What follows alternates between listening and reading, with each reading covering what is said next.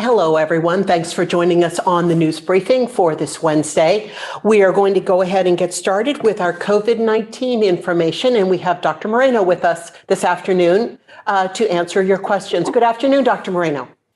Hi, Mia. Good afternoon. So if there are questions for Dr. Moreno, go ahead and put them in chat at this time. While we're waiting, is there any new information that you'd like to share with us today? No, I don't have any announcements for public health, Mia. All right. And so here I have a question for you. Here is our first question, Dr. Moreno. On October 4th, White House Chief Medical Advisor, Dr. Anthony Fauci, said that we should anticipate that we very well may get another variant that would emerge and that would elude the immune response we've gotten from infection and or from vaccination. What is the recommendation from County Public Health about being prepared for a possible severe flu season coupled with COVID-19? Thanks, Mia. I think the most important thing that people should consider is getting vaccinated, being up to date on your COVID vaccines, and also scheduling an appointment to get vaccinated against influenza.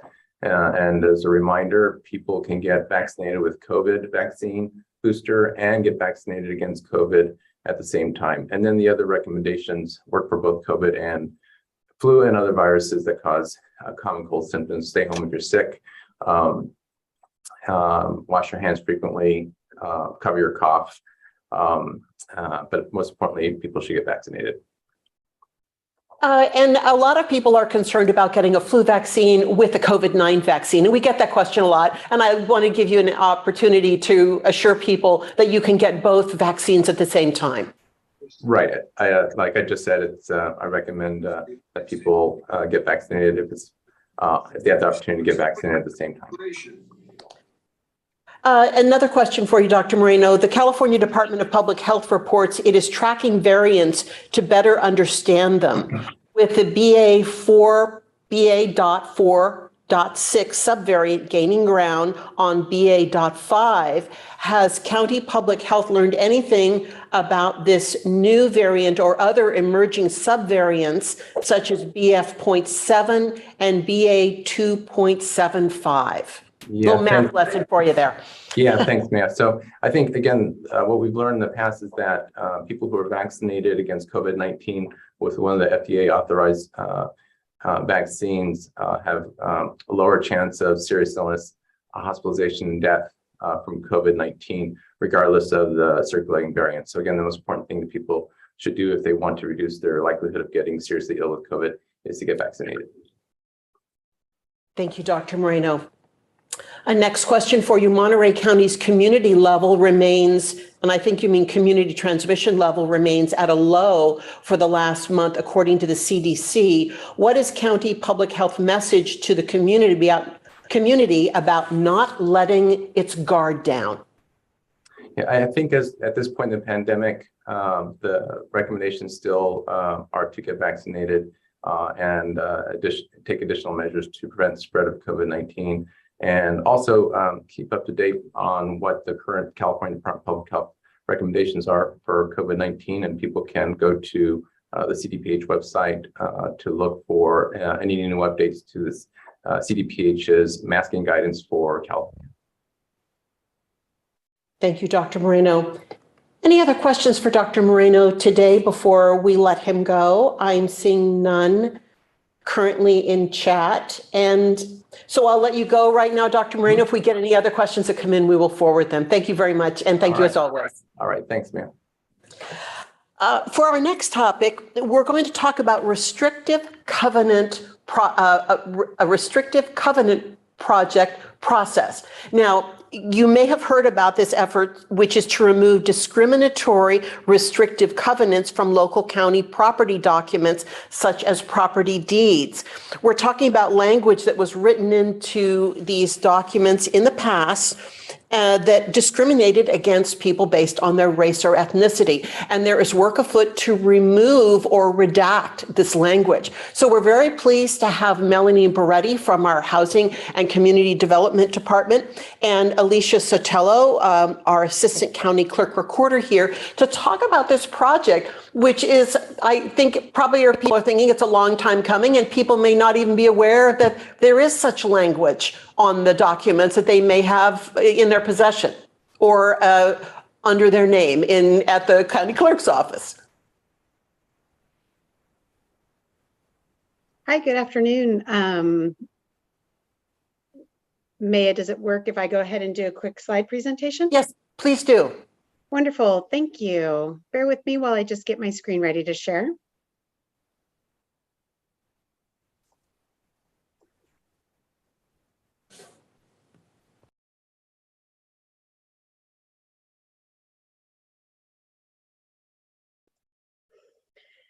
Thank you. Good afternoon. I'm Melanie Beretti, Principal Planning at the County of Monterey's Housing and Community Development Department, and I'm joined today by Alicia Sotelo, the Assistant County Clerk Recorder here at the county. So yesterday, the County Board of Supervisors took an important step toward advancing racial equity here in Monterey County by unanimously supporting the development of a project to inform and educate Monterey County residents of the history and significance of the use of racially restrictive covenants to segregate neighborhoods in Monterey County. Restrictive covenants were intentional government policies that allowed deed restrictions prohibiting the purchase, lease, or occupation of a piece of property by specific racial or ethnic groups, commonly excluding people typically considered non-whites. So restrictive covenants in Monterey County were predominantly created in the 1930s and early 1940s, and newspaper listings reflect the use of restricted covenants being a common and acceptable practice on the Central Coast during this time. Racially restrictive real estate deeds can be found in Pebble Beach, Carmel, Monterey, Pacific Grove, Retreat, but are not exclusive to those areas and have been identified in communities in the communities of Salinas, Seaside, and throughout the county. So despite being deemed unenforceable by the Supreme Court in 1948 and legally prohibited in 1968, the evidence and impacts of this historical government-sanctioned practice remains. So the County of Monterey has started taking important steps to recognize and correct this racial practice by systemically identifying and recording restricted covenants modifications in accordance with state law. And the purpose of the restrictive covenant modification is to allow the recordation of a document to redact the blatant racial, religious, or other restrictive covenants from a previously recorded document if such language violates fair housing laws. It will take an estimated 4 to 5 years to identify all the restrictive covenants and record covenant modifications in Monterey County. In the meantime, the restrictive covenant modification process allows any person who believes a property is subject to an unlawfully restrictive covenant to record a restrictive covenant modification. More information on this process can be found on the Monterey County Recorder's Office Restrictive Covenant Modifications webpage. Monterey County has created an equity timeline to inform residents about the impact local, state, and federal laws and policies have had on Native American, Asian Americans, Latinos, and African Americans in Monterey County. The timeline allows residents to identify actions taken in the community to address the root causes of racial inequities. This timeline explicitly mentions the impact that restrictive covenants had on exacerbating racial inequity in the county. So as staff implements the board's direction to develop a program to inform and educate Monterey County residents of racially restricted covenants and their countywide impacts, the project is going to solicit community input and encourage community dialogue to allow communities in Monterey County to learn and heal from these past practices.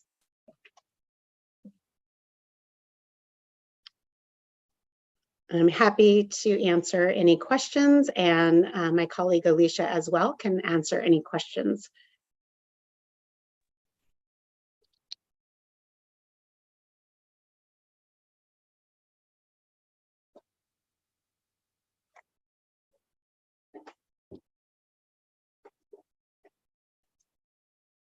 I think you're on mute. Thank you. I do have a question that has come in about this. How would someone go about or begin the process of finding out if the deed that they have or the document that they have has these restrictions? Not everyone may have these documents at hand. They, leave them. These may be documents they think that are at the clerk recorder's office. They can come into the clerk recorder's office to go ahead and use our public access area to pull up their deed. Usually title companies, when you go through the process of purchasing a home, will have the restrictions that are presented to you when you go ahead and you sign your documents. But if you're unsure, you can always come into the office. Unfortunately, we can't go ahead and put images of documents on the internet. So the only way of viewing a document is in the recorder's office on the public access computers. And you can go ahead and view them on those computers. You can pull up your deed, or you can pull up the restrictions associated with that deed if any were recorded. Outside of that, it would be a title company. And then, Melanie, you said that there was information on your website about what would that kind of direct people what they should do? So there's two different places. So the Monterey County Equity Timeline is available, and that can help share some of the background and history here in Monterey County. And the recorder's office has a racial restrictive covenant modification webpage as well. I will, while we're here, I have them embedded in a presentation, which can be shared, and I will drop those links into the chat while we're here for folks who are joined by Zoom.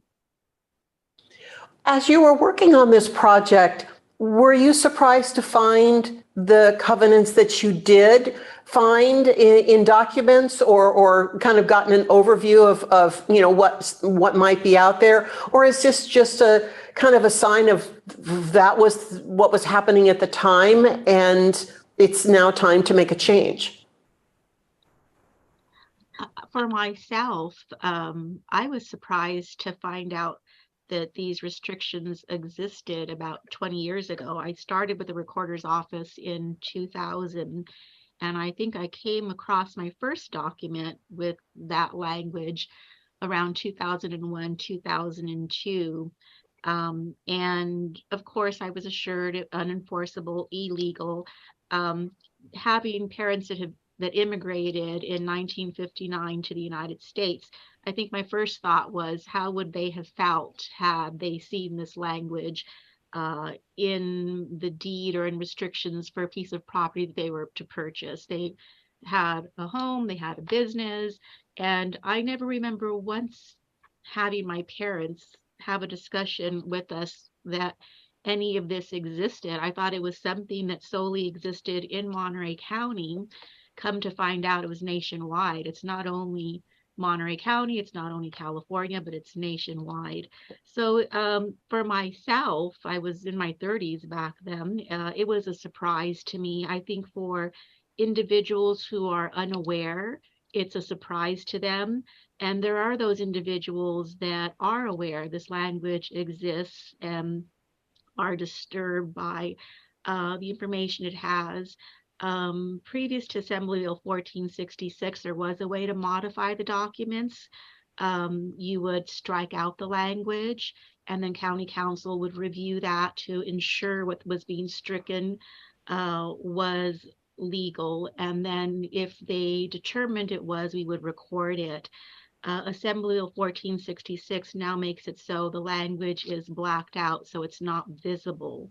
That being said, the original document is always on record, unaltered. So for historical purposes, during the legislative process, we had our historians who were very adamant about ensuring that there would be no erasing of the original document, that would stay intact, but day forward, you would no longer have that language visible.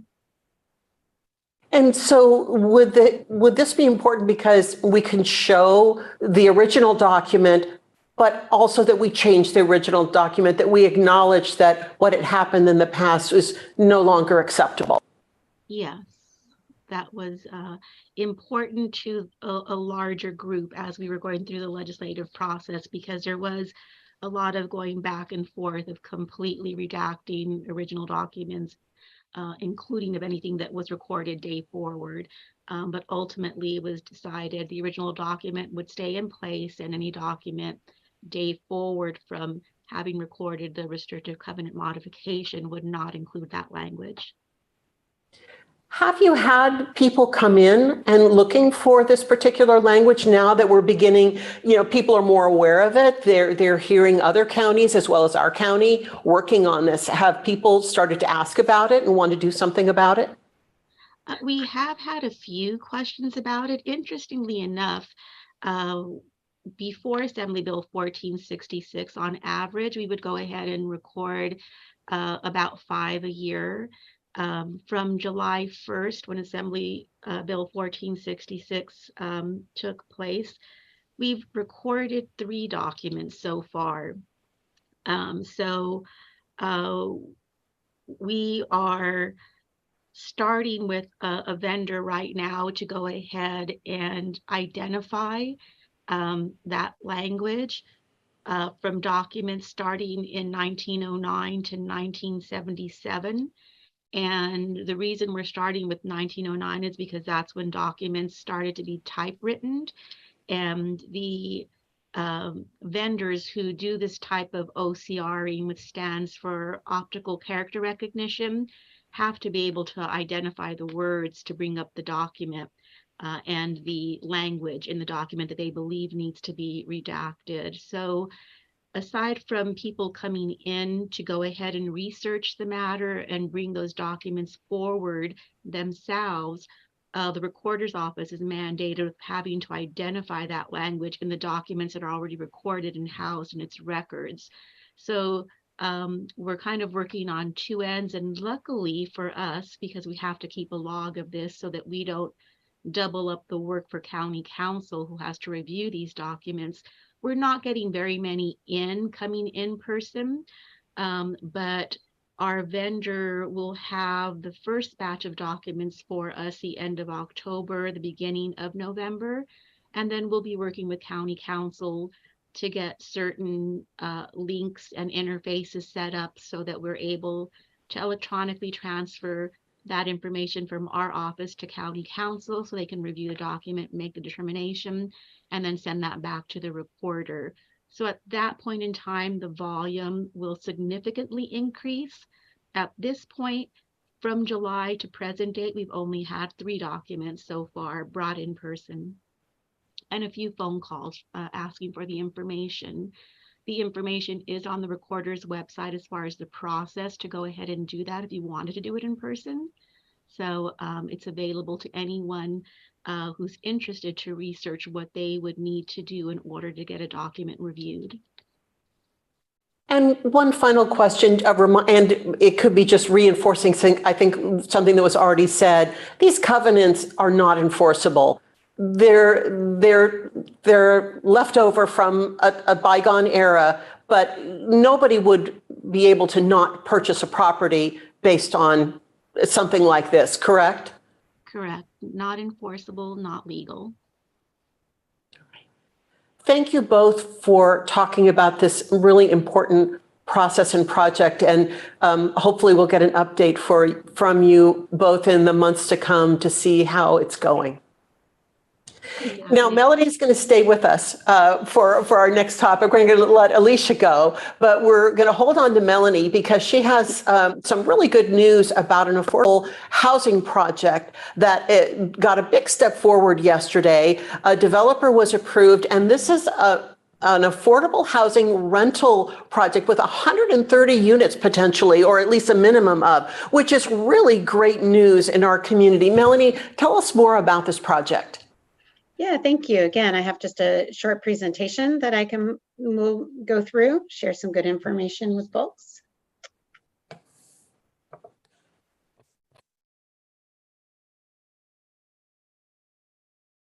Okay, bear with me. I just have to get There we go. Making technology be my friend. Wonderful, thank you. So again, Melanie Beretti here, Principal Planner at the County of Monterey Housing and Community Development Department. So as Maya was indicating, yesterday the Monterey County Board of Supervisors and separately later that day, the Salinas City Council selected Eden Housing Incorporated to design and develop a 100% affordable multifamily rental housing project on county-owned property off of East Laurel Drive in Salinas. Eden Housing's proposal to develop up to what could be 180 affordable rental apartments arose with the top scores through a competitive request for qualifications process conducted jointly by the county and city this summer. Eden Housing is a Hayward-based nonprofit affordable housing developer with a 53-year track record, having developed, acquired, or rehabilitated more than 11,000 affordable housing units. And Eden currently provides homes to more than 24,000 lower-income residents. This project is going to bring critically needed affordable rental housing to our community. So the proposed project at 855 East Laurel Drive would be developed in 2 phases for the first potentially 132 housing units with an optional third phase to include an additional 48 units. The proposal at this time is just that, it's a proposal, and there remains a good deal of flexibility and opportunity for the development to take shape, including its look and feel, its name, how many housing units, what the count and size of those units may be, targeted clientele for the development, and et cetera. So it's really important that the county and city are going to be working with Eden Housing to conduct a robust community engagement process to listen and brainstorm with the public to inform as the design of this project takes place. We really encourage folks to get involved if you're interested or want more information. So as the county and city staff work with the developer on our next steps to get the project planning and design work underway, interested community members can be added to our public email distribution list for the project by reaching out to myself here at the county or my colleague Rod Powell at the City of Salinas. And I will again drop the email addresses into the chat for folks that are joined here, and I'm happy to answer any questions that folks may have. Thank you, Melanie. I do have some submitted questions for you. The first one, you mentioned that this project would develop some critically needed affordable housing. I'm wondering if you could talk a little bit more about the importance of that. People know that housing is very expensive right now as it is, but affordable housing seems to be, impossible to find. Sure. First of all, this project will fill a really important void to meet our requirements and our needs for affordable housing, which really meet and address the needs of very low and moderate income residents here in the county. Just for some context, the county through for its next housing element cycle is, and I'm just trying to find the number, there it is. We'll have a regional housing needs assessment unit count of a total that'll be required over this next 8-year housing element cycle to create opportunities for 3,326 units within the unincorporated parts of the county. Of this, 1,500 of those units will need to be affordable. And these are state requirements and programs that help set targets that local jurisdictions achieve to meet our housing needs. So this project will go a long way to meeting those affordability requirements in our next housing cycle RHNA numbers.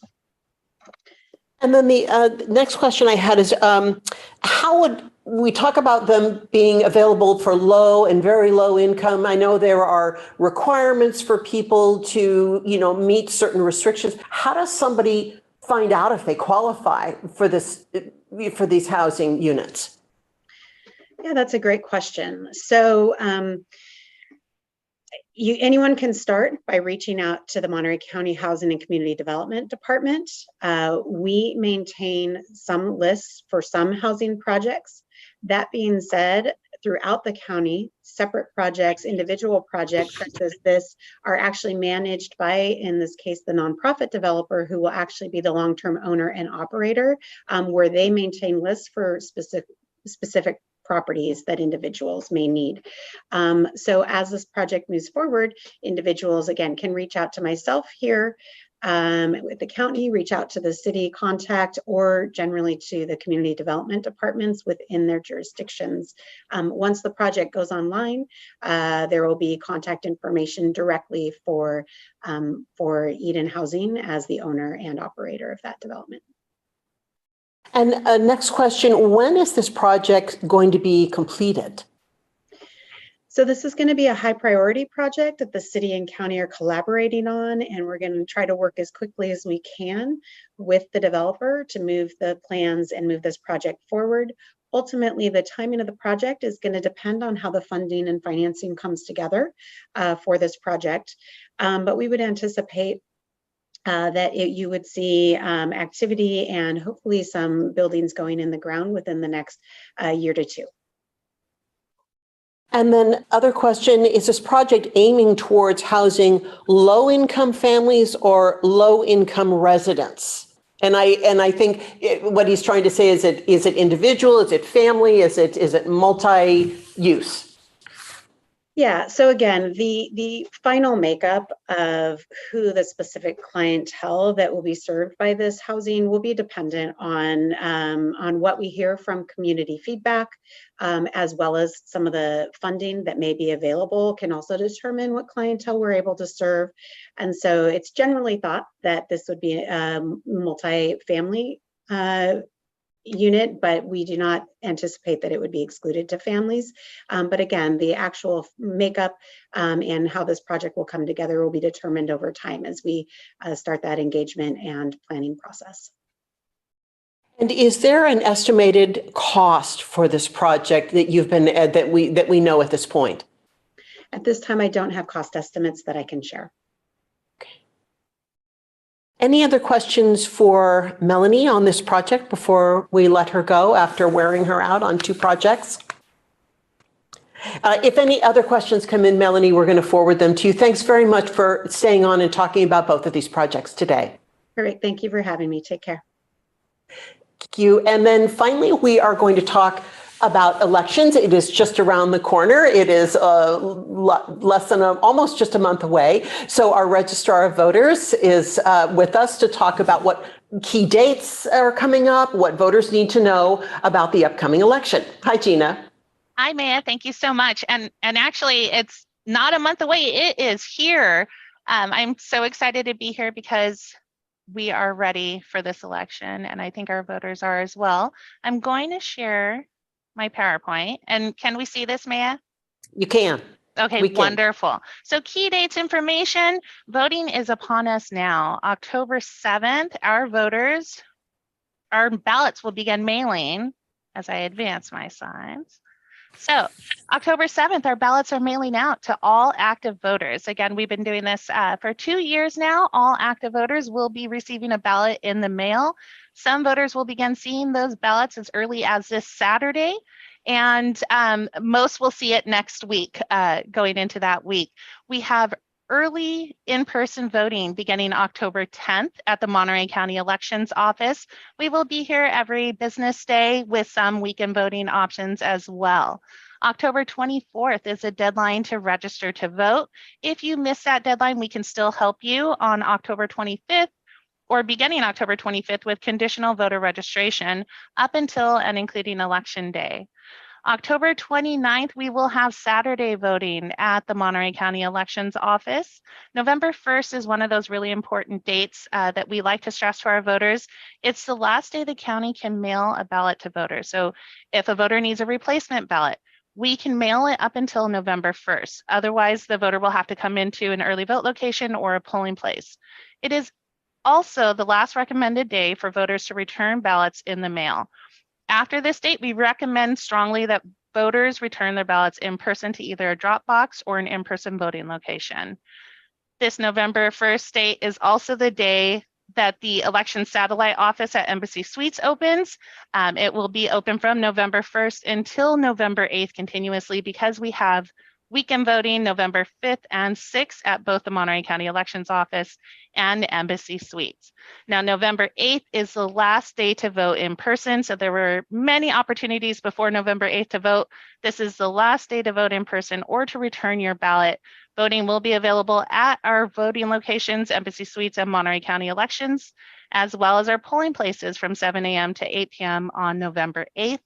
We do have until December 8th to certify the election. We do take quite a bit of that time. There are a lot of activities that happen during that period. And I know we get a lot of questions right after the election as to when we'll be done. Ballot return options. Our voters can return their ballots in the mail. Most of our voters do return their ballots in the mail. And again, we're encouraging voters to do this up until November 1st. And after that, if they could return it in person, that would be the wiser option. Ballots postmarked on or before Election Day must be received by November 15th, which is the Tuesday following November 8th. Voters can also return their ballots in person to any official ballot return box, voting location, or election office in the entire state of California up until 8 p.m. on Election Day. So for those Monterey County residents who are attending college in another county, they can drop them off at any box in that county and it will get to Monterey County elections. In-person voting options will be available to our voters. Again, it begins October 10th, which is next Monday. We will be here ready to serve you with a ballot. Early voting at our satellite office begins November 1st and polling places November 8th. A reminder, if you are going to vote in person at a polling place, you should bring your mail ballot with you to surrender to the poll workers. If you forget it, it's no problem. They can assist you with a provisional ballot, but we do encourage voters to bring that ballot with them to surrender to a poll worker if they're going to be using that polling place. Now, in June, we launched our Flex voting program. We're really excited about this. It was really well received. This is a program where we have mobile and pop-up voting locations throughout the county at different times. So Saturdays and Sundays after business hours, so that we can serve all of our residents in the county. We will continue this program for November. Here are some dates. A press release will go out with other dates and times and additional locations. Please check our website regularly. We will have this information up on our website. And this is by and large full service voting. People can come to these locations and vote in person. They can return their ballot. They can ask questions. We have resources available at these locations as well. Now, with 209,000 registered voters and only 29 days to serve them, we're asking our voters to please have a plan to vote. So again, if you haven't registered already, there is still time, but don't wait, register now. Register to vote online at registertovote.ca.gov. You can check your voter status. If you have moved recently, if you changed that mailing address, check your voter status and make sure that Monterey County Elections has the most current information for you. That residential address that you have determines the ballot that you're going to receive and the contest on that ballot. And that mailing address is where we're going to mail your ballot. You can track your ballot every step of the way by signing up with Ballot Tracks. You will receive notification when your ballot is mailed to you from the USPS. You'll receive notification when they pick it up from you and return it to our office, and when we receive it and accept it. You can access your local voter information guide online and find your polling place. You can also access your state voter information guide online. We have a lot of contests available. I mean, truly this election, there is something, just a little something for everyone. We have our top 2 vote getters from the congressional and state contests that are advancing from June. We have a runoff election for sheriff, a runoff election for Board of Supervisors District 2. We have the state judicial offices, school special districts are going to elections, and our city contests are going to election. There are measures, propositions. There's just a lot to vote on this time. Voters may want to access that voter information guide early to find out the information that will help them make that choice. Now, redistricting. We had significant impacts from redistricting going into June, from congressional districts being redrawn, assembly districts being redrawn, and even Board of Supervisor districts. We are now going into November. our city schools and special districts have redrawn their lines. Some cities and school districts and even special districts have gone from an at-large method of voting where the candidates can live anywhere within that jurisdiction, and the voters who live anywhere within that jurisdiction can vote for all the candidates that are running for that office. With the moves that City of Greenfield, City of Monterey, Pacific Grove Unified School District have made to a by-division method of voting, the candidates will reside in a specified area, and only the voters in that area will vote on those contests. For our major districts, our cities, these changes are in your voter information guide because they will impact your polling place potentially. They will also impact the candidates that you see on your ballot. For our minor districts or our schools and special districts, if your contest is not going to election, you'll receive a separate mailing with the information about redistricting and the impact that it may have on you. There is still time to volunteer with Monterey County elections. Poll worker training starts in just 2 weeks, and we have several days to choose from. We have a significant need in the city of Salinas. We have a strong need in Marina and in the city of Greenfield and the city of Soledad. We are also recruiting to have reserves. So if someone calls in on election day or the day before, which we hope they will not do that, but if they do have to cancel, we need to replace those folks. So we're looking to train people to be on call with us as well. We have a need, most people know we have a need for bilingual poll workers who speak English and Spanish, but we also have a need for bilingual poll workers who speak English, Tagalog, Vietnamese, or Korean. So if you have that special skill set, we definitely want to work with you and have you on our team to serve the community. Here is our contact information. There is a lot of information available on our website. If our voters have questions, if they have concerns, if they didn't receive their ballot, if they need to verify information, please contact Monterey County Elections first. We are the source of information. We have the voter records. We can help you very quickly, but you have to contact us. So here's our contact information. We are also very active on social media. Please follow us on Facebook, Instagram, and Twitter. We post regularly, especially with important dates and information. And that is it. Thank you very much. Are you sure that's it? Wow, there is just a lot going on. I'll have more later, Mia. So, Gina, it sounds like really good advice for voters at this point is to be prepared. Yes. There's so much out there. There's so many opportunities to vote. There's so much to get to know. Take the time to find out, read your ballot, look at everything that's out there, decide how you want to vote. Because I don't know if you could make it any easier to vote, but your office has really gone above and beyond to get to where the voters are. Thank you, May. I appreciate that. We've really made an effort to get out during that early voting period and be in the community and go to community events. And even outside of the voting period, we're at local events. We are answering questions, providing information, and getting feedback from our voters. We want to know what's going to get them out there, what's going to get them to volunteer, what is it that they need from us, and the response has been tremendous. So we definitely are having fun. Is there anything that comes to mind that people have told you out in the field that you think we really put that into practice? I think just our presence, it's seeing us, because there's so much information out there, I think nationwide, that the voters and the candidates and even observers who have contact with us, who talk to us, who invite us to present to organizations, they don't know what they don't know. Right? So we go out and we talk with them, we present the information, we tell them what's happening in this office. And they're so grateful because it really does combat that national discourse of, my goodness, what's happening in elections? Well, the election official can tell you exactly what they're doing. They can show you exactly what they're doing.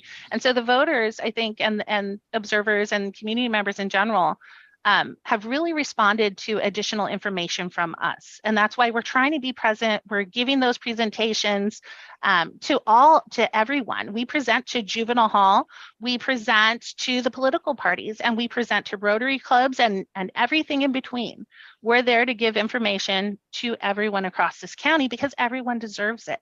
Everyone should know what their election officials are doing and that they can trust their election officials. And that's been the biggest response is, my goodness, I had no idea. And I feel so much better hearing it from the election official. And then before you go, can you tell us a little bit more about being a poll worker on election day? And it really is a great experience, and you meet people from all walks of life, and talk about the value of that. So one election, we asked our poll workers, we gave them a survey beforehand and just said, can you complete this sentence, which is one of the options. It said, I serve because. And they completed that sentence with the most profound statements. I serve because I want to be part of something that's bigger than myself. I serve because I should serve. This is democracy and I'm supporting it. I serve because I want to make friends and meet my neighbors. And certainly that is what happens when you're at a polling place. You are joining something that's bigger than yourself. This is the cornerstone of democracy. This is what our country is founded on. And we need folks out there at our polling places. And our folks have a good time. What we see is we put strangers together, and then they want to work together every election. These poll workers, they form a little poll worker community, and they want to work at no other polling place with no other poll workers. So we're really excited when that happens. It just is a great day to serve your community, and then to receive all those thank yous from the community members who show up to drop off their ballot or to vote in person, who need assistance with conditional voter registration. It's an incredible day because we're helping provide that right to vote to someone in the community, a neighbor, especially at our polling places. Thank you very much, Gina. And thanks for giving us such a thorough and complete rundown, just to keep us all informed on what all these dates are, where we can find you, and we'll be following you on social media for all the fun outings that I know you guys are going to have in the next month. Wonderful. Thank you, Maya. Thank you. And thanks everyone for joining us for the news briefing this week. Our next briefing is next week. We'll see you then.